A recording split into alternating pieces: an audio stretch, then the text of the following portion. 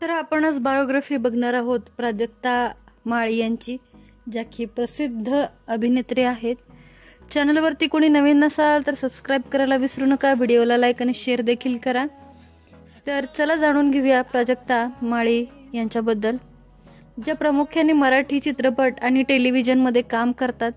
त्यांनी 2011 मध्ये त्यांच्या अभिनय कारकिर्दीची सुरुवात केली, पण वयाच्या 14व्या वर्षी काय मस्ती काय धूम या नृत्य स्पर्धेत त्या जिंकल्या। जुळून येती रेशीमगाठी आणि महाराष्ट्राची हास्यजत्रा यांसारख्या प्रसिद्ध प्रकल्पांमध्ये त्यांनी काम केले आहे। यांचा जन्म 8 ऑगस्ट 1989 साली झाला आहे। शिक्षण भरतनाट्यममध्ये प्रशिक्षित आणि ललित कला केंद्रातून पदवी व पदव्युत्तर शिक्षण पूर्ण केले आहे। करिअरची सुरुवात वयाच्या 14व्या वर्षी काय मस्ती काय धूम या डान्स रियालिटी शो त्यांनी जिंकला। 2011 मध्ये सुवासिनी या मालिकेतून अभिनय क्षेत्रात पदार्पण केले। प्रमुख मालिका जुळून येती रेशीमगाठी यांनी मेघना देसाई यांची भूमिका केली। नकटीच्या लग्नाला यायचं हा ही पण त्यांनी मालिका केली। महाराष्ट्राच्या हास्य जत्रेमध्ये त्या सध्या निवेदक म्हणून काम करत आहेत।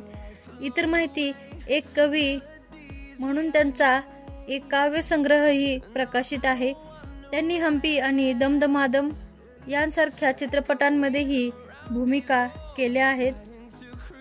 हिंदी चित्रपटामध्ये त्यांनी स्वदेश 2004 साली अनक्रेडिटेड रोल केला आहे। मराठीमध्ये तांडला एक मुखवता 2008 मध्ये हा चित्रपट केला आहे। 2018 मधील हम्पी या चित्रपटासाठी सर्वोत्कृष्ट सहाय्यक अभिनेत्रीसाठी त्यांचा डिजिटल पुरस्कार आणि 2019 साली यूथ स्टाईल आयकॉन अवॉर्ड महाराष्ट्राचा फेवरेट कोण या मराठी चित्रपटात पांडू 2021 मधील त्यांच्या अभिनयासाठी आवडत्या खलनायकीचा पुरस्कार मिळाला आहे। तर 2022 मध्ये महाराष्ट्राचे राज्यपाल श्री भगतसिंग कोश्यारी यांच्याकडून कमला रायझिंग स्टार पुरस्कार मिळाला आहे। झी युवा सन्मान 2023, तेजस्वी चेहरा पुरस्कार 2023 मध्ये युवा पुरस्कार, तर असे हे पुरस्कार यांना मिळालेले आहेत। 2004 मध्ये स्वदेश या चित्रपटातून बॉलिवूडमध्ये पदार्पण केल्यानंतर त्यांनी गांधी माय फादर 2007 या चित्रपटात दिसल्या, ज्यामध्ये त्यांनी एक छोटी भूमिका साकारली होती।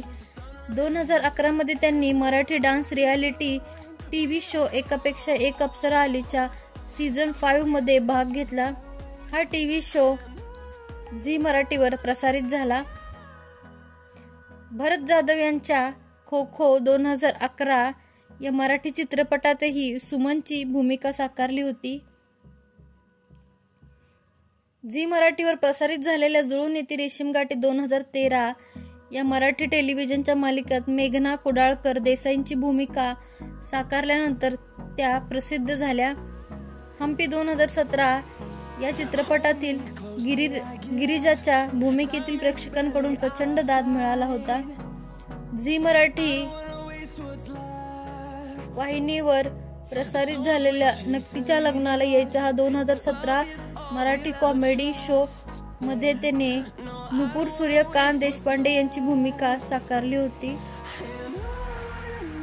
2022 मध्ये त्यांनी मराठी योद्धा बाजीप्रभू देशपांडे यांच्या जीवनावर आधारित पावनखिंड या मराठी चित्रपटात श्रीमंत भवानीबाई बादल यांची भूमिका साकारली होती।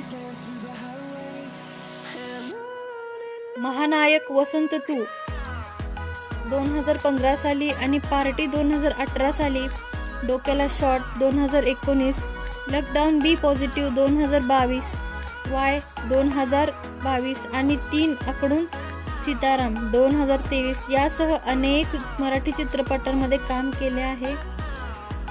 एका मुलाखतीत त्यांनी खुलासा केला की त्यांच्या मराठी पदार्पणातील